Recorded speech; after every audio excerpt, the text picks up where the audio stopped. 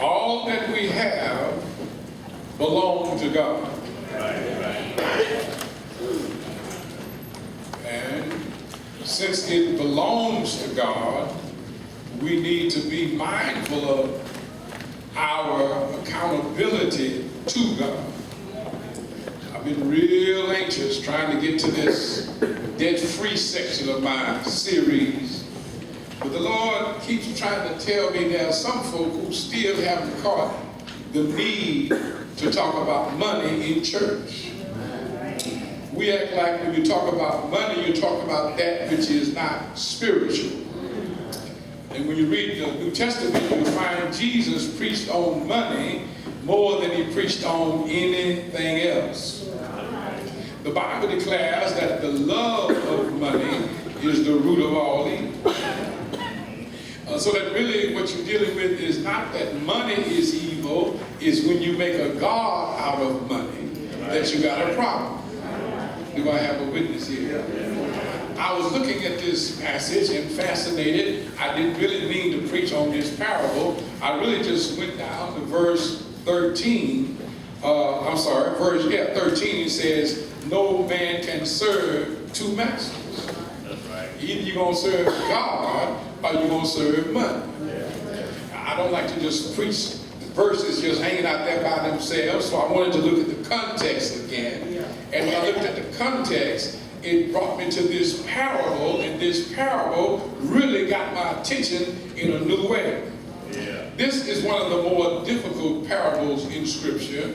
The problem with a parable is it's a story. The old preacher said it's an earthly story with a heavenly meaning. But the problem with this parable is you have Jesus talking about all of these unrighteous, unruly people, and he's extracting heavenly principles from them. And he says some stuff that really is uncomforting. It discomforts us, I should say, when we hear Jesus say some of the things he says about the righteous and the wicked.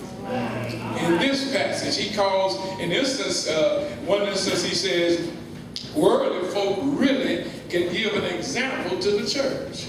Oh, that's scary. That's scary. That sounds like something I would say. You would have a problem with Jesus is talking. I think we ought to revisit this parable then and see what the master is saying and how what he says can help us do a better job. Because the fact of the matter is there are too many of us who don't realize our responsibility to the kingdom as it relates to properly managing the resources that God has placed at our charge. Because they don't last me. A lot of people are so selfish, you think because you don't want anything else that you ought to be all right with just doing everything the way you've been doing it. But the fact of the matter is when you neglect doing all you can, you're not only neglecting and depriving yourself, but you're also depriving the kingdom. So you need to make sure that you bless the kingdom so that the kingdom can be a blessing to others. You're going to pray with me.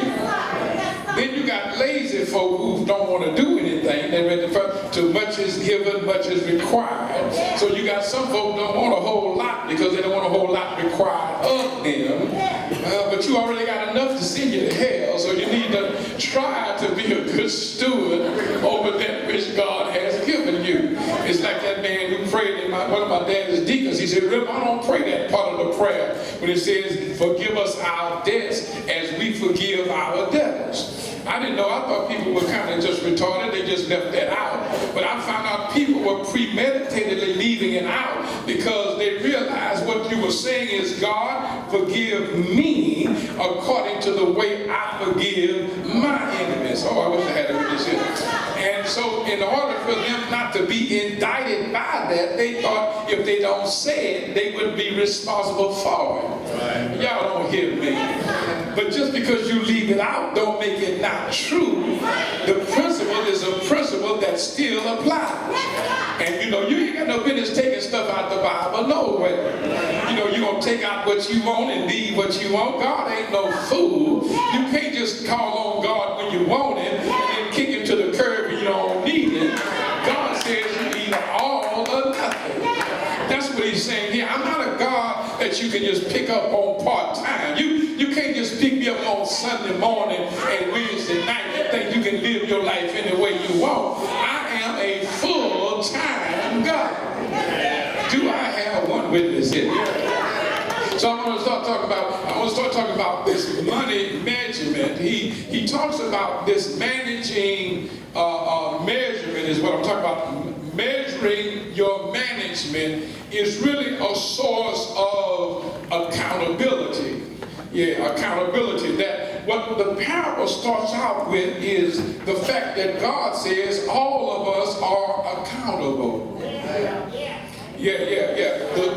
The Lord of the house came and called one of his servants and said, I've gotten bad reports. You've been mishandling some funds. And so I want you to bring the books to me to give an accounting of what you have been doing. Oh, I wish I had a witness here. And you know, that's one of the areas that we really kind of fall short in the church, especially in the African American church. We got a problem with accountability. We don't want to be accountable, but you need to understand that everybody is accountable to the Lord. That everything God has blessed you with, He blessed you with it, but you are accountable to Him.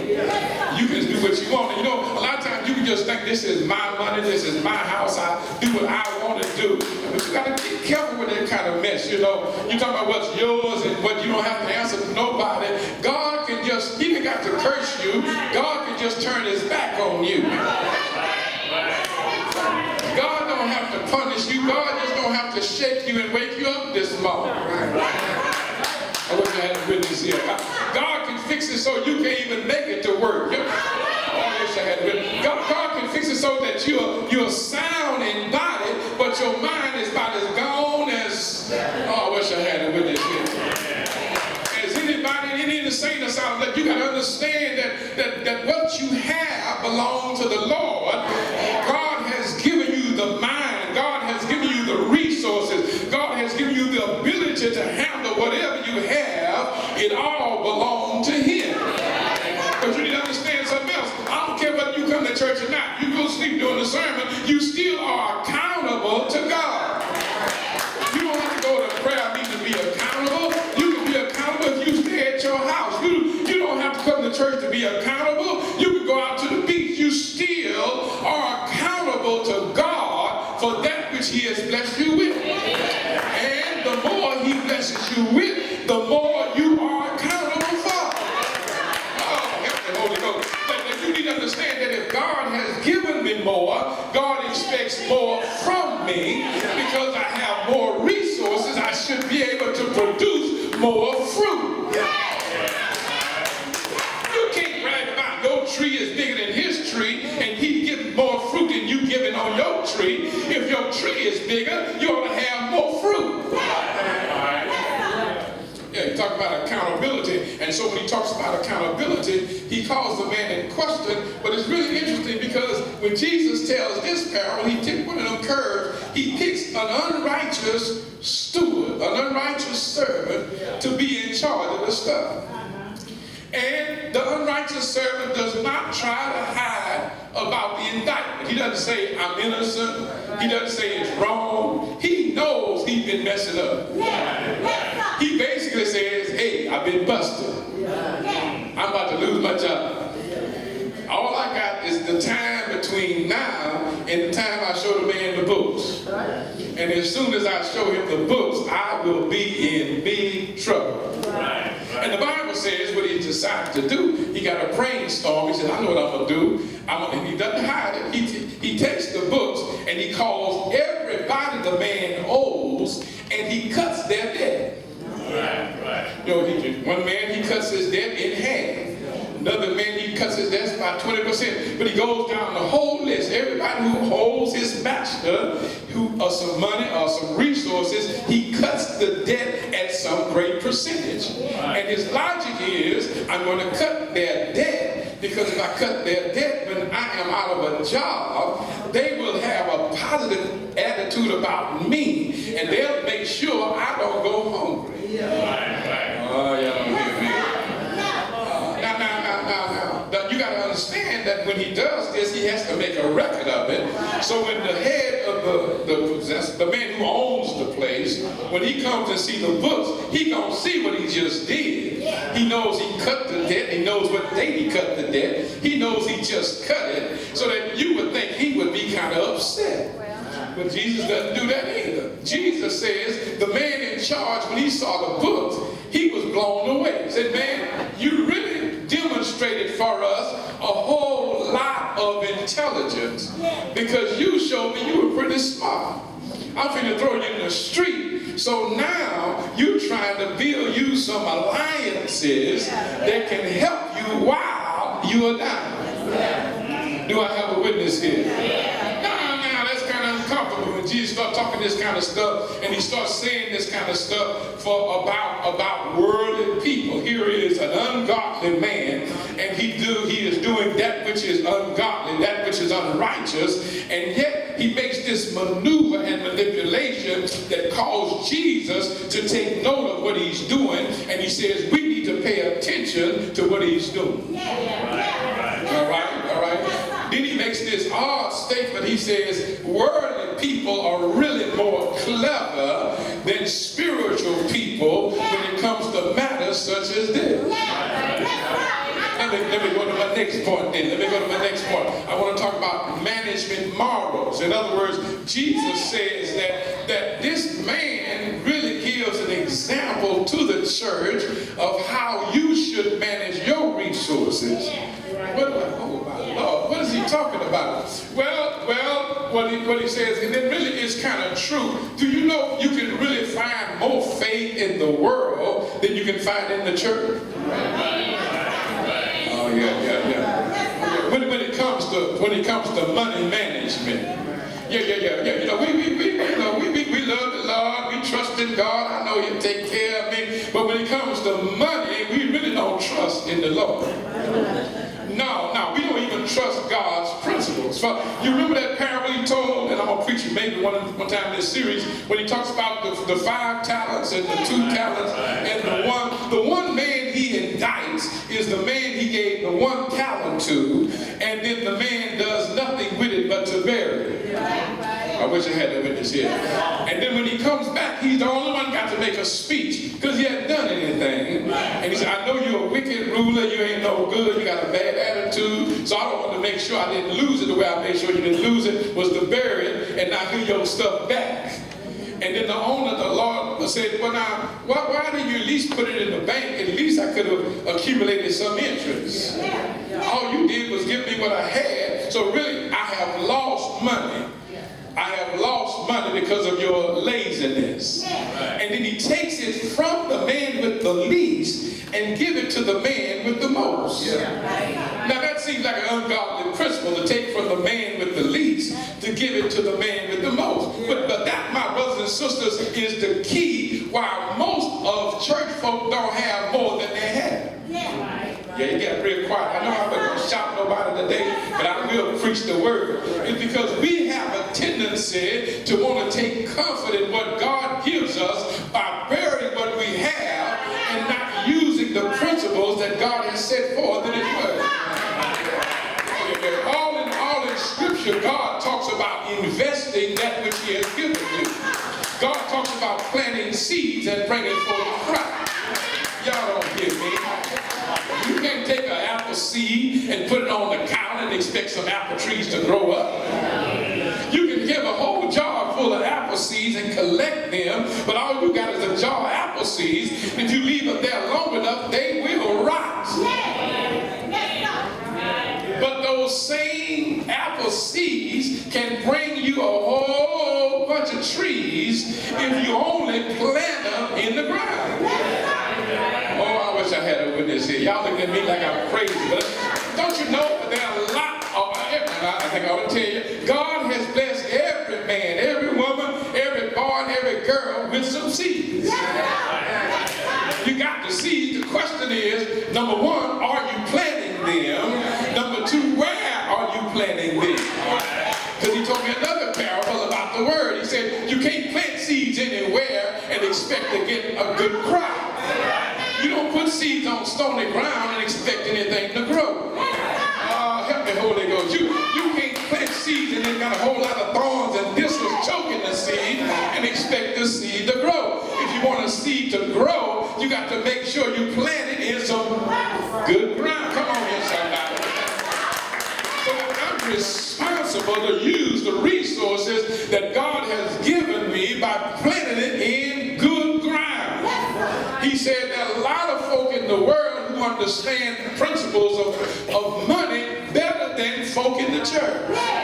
But even more than that, look what the man was doing. He was making alliances with other people because he knew his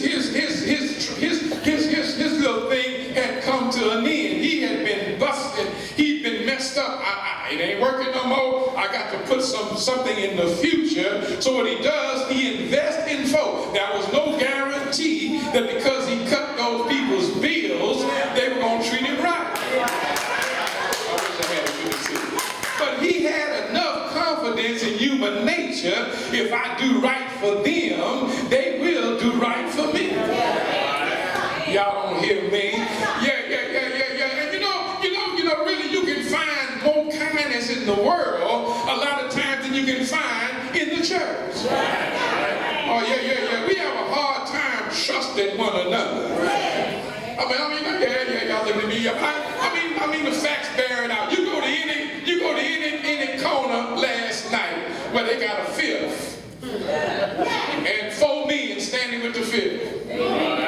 They are not arguing about who's gonna take a drink first. They open the bottle, one man gonna take a swig and then he gonna pass it down. Come on here, somebody. And they gonna fit. Now that might fuss about how long it took you to pass it.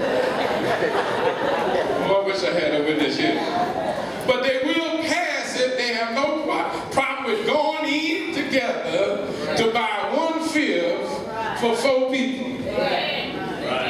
Y'all looking at me like y'all don't know what I'm talking about. Some of y'all just put in last night yourself.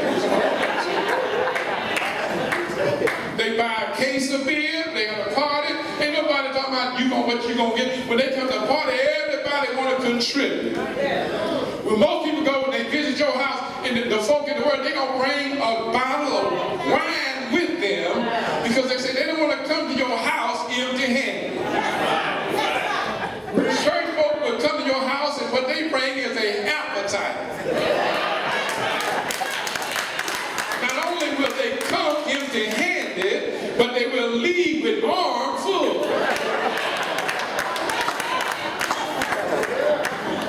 My members get upset with me because I don't visit folk right after somebody died. I don't want to get into that fiasco because see, everybody that visit folk when somebody in their family died ain't going there to console the family. Some of you greedy rascals going there to steal the people's food.